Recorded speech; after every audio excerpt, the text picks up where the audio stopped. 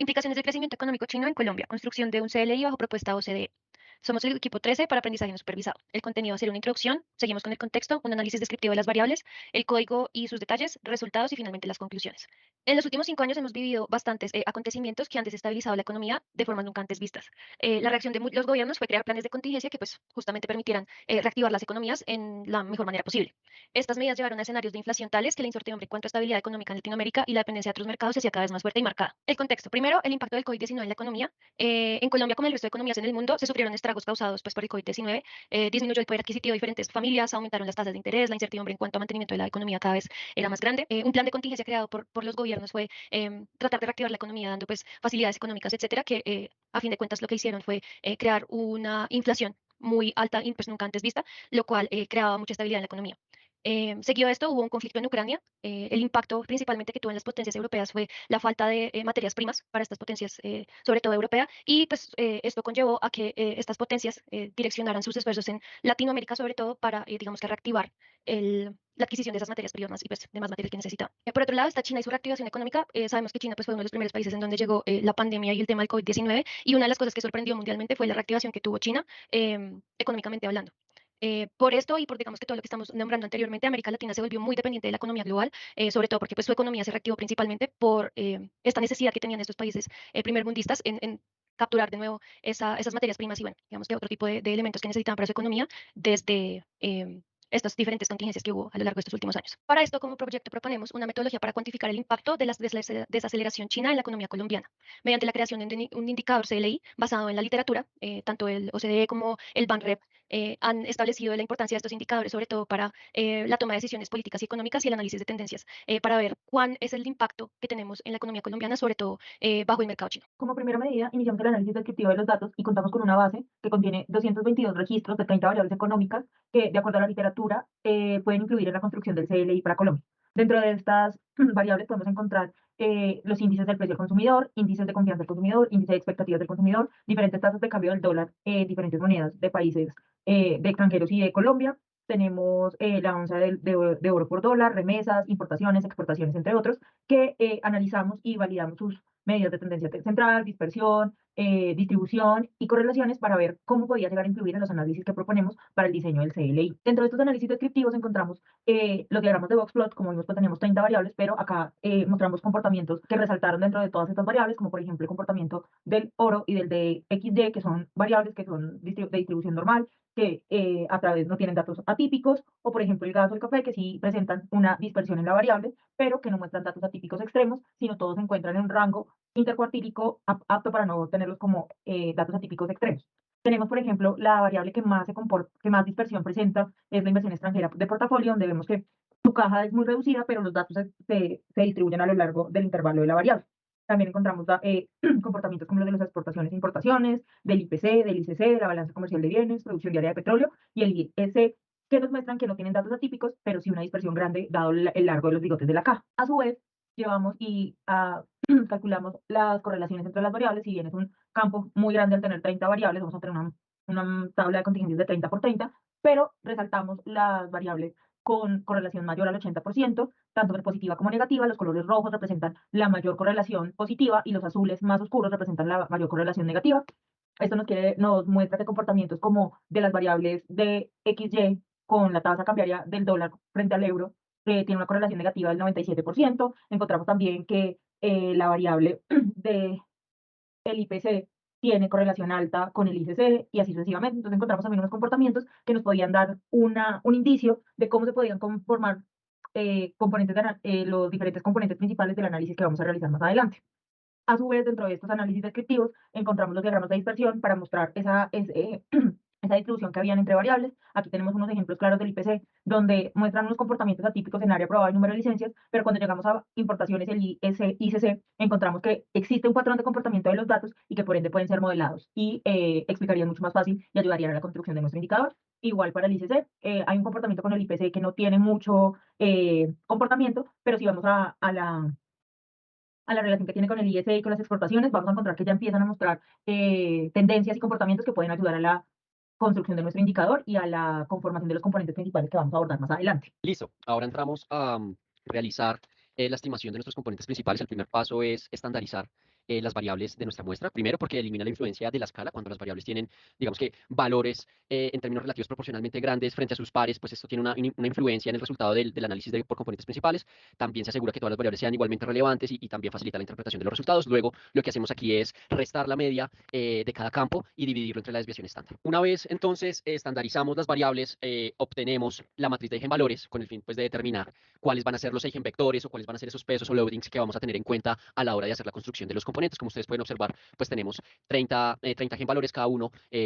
Representando una de las variables. Luego aquí la cuestión es escoger el número óptimo de componentes principales. Para ello utilizamos dos métodos de manera complementaria, no sustituta. El primero de ellos es el método o el criterio de Kaiser, que sugiere que solo se retengan los eigenvalores superiores a 1. Y como ustedes pueden observar, en este caso fueron 5 eigenvalores los que tuvieron este comportamiento. Y cuando ustedes también observan en la gráfica de la derecha el método gráfico, que lo que se realiza es un ejercicio preliminar teniendo en cuenta todos los componentes principales a partir de la muestra completa de variables, con el fin de determinar la varianza explicada acumulada de cada variable, y lo que observamos es que el 80% de la varianza explicada se alcanza justamente con 5 de estos componentes. Luego ambos métodos nos sugieren utilizar solo los primeros 5 componentes principales. Luego pues calculamos los eigenvectores, usamos pues esta matriz de eigenvectores para cada uno de los 5 primeros eigenvalues, y estos serán pues los loadings o los pesos de cada una de las variables en esta combinación lineal que pretende pues atrapar la mayor variabilidad posible sin tener una correlación lineal justamente con los demás componentes principales. Aquí ustedes observan cuáles serían los pesos justamente del primer componente. Recogemos entonces esos componentes y calculamos recogemos los loadings, y con ello pues calculamos básicamente cuáles serían los componentes principales, el valor de cada componente en cada momento del tiempo, y aquí ustedes observan pues la matriz de los valores del primer componente principal dependiendo del mes y el año en cuestión. Lo que estamos observando es que el primer componente recoge sobre todo fuerzas de demanda, dado que variables como el IPC, como las importaciones, que recogen muy bien el comportamiento de la demanda interna, pues tienen una mayor participación en cuanto a los loadings en este primer componente principal. Sucede en otro caso cuando nosotros vemos el segundo valor de este eigenvector, de esta matriz de eigenvectores, que corresponde a los loadings del segundo componente principal, en donde en realidad son las licencias y el área de construcción, es decir, el sector constructor, los que tienen los mayores loadings. Luego está tratando de recoger, podríamos intuir en primera instancia que está tratando de recoger los componentes por el lado de la oferta con base pues en los signos de actividad económica. Básicamente lo que les mencionaba en el slide anterior, cómo pues el segundo componente principal está recogiendo esos efectos macroeconómicos provenientes de la oferta. Luego lo que hacemos es, ya teniendo clara la intuición de cuáles son los 5 componentes, tratar de ponderarlos de alguna manera para conseguir un único índice que va a ser nuestro LSI. Y lo que hacemos aquí es guiarnos de la metodología que utiliza Banrep cuando trata de crear un índice que explica las condiciones financieras, y lo que hacen en el paper básicamente es ponderar, usando como ponderador el porcentaje de varianza explicada por cada uno de los componentes. Luego tenemos los valores, un data frame con los valores de los CPIs, dependiendo del momento del tiempo, y por otra parte otro data frame justamente con ese ponderador. Lo que vamos a hacer en el siguiente slide es básicamente hacer un promedio ponderado por esos pesos para así determinar cuál sería el índice unificado del LSI en este caso. Aquí ustedes observan cómo pues justamente es el resultado del CLI, y básicamente también visualmente cómo se presenta nuestro índice. También hay un método para realizar todo este ejercicio que hemos venido explicando a través de una librería que se llama PCA, que también nos arroja justamente cada uno de los valores del componente principal dependiendo del momento del tiempo, y también asignando los respectivos loadings a cada variable. Listo. Ahora, realizando una aproximación distinta a lo explicado anteriormente, decidimos tomar la descomposición de valores singulares, netamente para comprobar cuántos valores singulares deben recoger en una matriz reducida de la matriz original que tenemos, que es de 222 por 30, ¿cierto? Entonces vamos a utilizar la SVD truncada como un método alternativo y evaluamos pues cuál es la información retenida en los resultados. Recordemos que al aplicar el SVD sobre la matriz estandarizada inicial, el resultado que obtenemos es una factorización matricial de 3 matrices, donde encontramos aquí la dimensión de U, que es la matriz de vectores singulares izquierdos, la dimensión de S, donde tenemos los valores singulares, perdón, y la dimensión BT, que es los vectores singulares derechos. Entre ellos 3 básicamente es como una descomposición factorial sobre la matriz original estandarizada. Luego aprovechamos pues, las bondades de la programación y realizamos un método experimental de forma iterativa, donde utilizamos o apilamos o recogemos las 30 variables, los 30 componentes, y los empezamos a acumular y a sumar de forma iterativa, utilizando pues el método de SVD truncado para empezar a revisar cuánta varianza explicada recoge cada componente en la medida en la que se van agregando a nuestro sistema, a nuestra matriz resultado. Entonces, a la derecha podemos observar cómo con el componente 1, por ejemplo, la explicación, perdón, de la varianza es de un 36.74% con un único componente, mientras que con todos los componentes sería el 100%. Entonces, el objetivo es buscar una retención del 80%, entonces más o menos nos da un resultado similar a la aproximación anterior por descomposición espectral, que son los 5 componentes iniciales o 5 valores singulares del SBD, los cuales nos podrían explicar aproximadamente el 83.23%. Luego presentamos la matriz diagonal de esos valores singulares que recogemos y a continuación vamos a revisar pues, como los resultados obtenidos. Entonces, haciendo como una actividad muy similar a la explicada anteriormente, tenemos nuestra matriz reducida de valores singulares, ¿cierto? O sea, reconstruimos una matriz reducida utilizando esos 5 componentes y a la derecha volvemos a llamar nuestra matriz de pesos de varianza explicada recomendada por la OCDE. Entonces, a continuación, pues, recalculamos el índice y podemos ver que el índice se comporta de una forma muy similar a cómo se trabaja o cómo se puede evidenciar por descomposición espectral, donde encontramos un punto máximo en el 2008, aproximadamente 2008-2009, de 2.46 unidades, mientras que el punto más bajo de este índice lo encontramos alrededor de los años o de las fechas cercanas a la pandemia. Listo, entonces con base en el análisis que arroja la metodología SBD y también en concordancia con la metodología propuesta por la OCDE, en donde se utiliza un análisis de componentes principales, uno de los aportes a la literatura que pretendemos hacer con este trabajo básicamente es complementar también la robustez de los indicadores que ya cuenta pues, esta institución,